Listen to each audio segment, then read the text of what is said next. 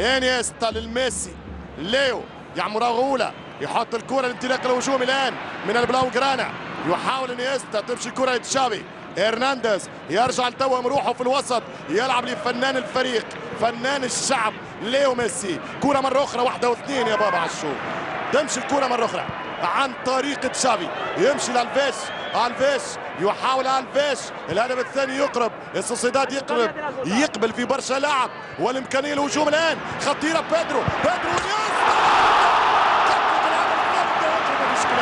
ما فيش كلام، افتح الابواب، افتح يا سمسم انيستا. 2-0 ب 32 دقيقه لعب عن طريق انيستا.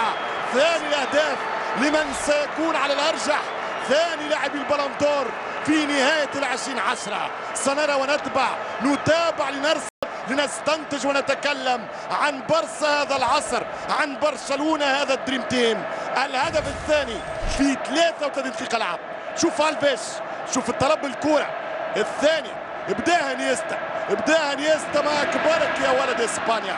انيستا يبدأ، انيستا يكمل، والهدف الثاني في مرمى برشلونة، في هدف لبرشلونة.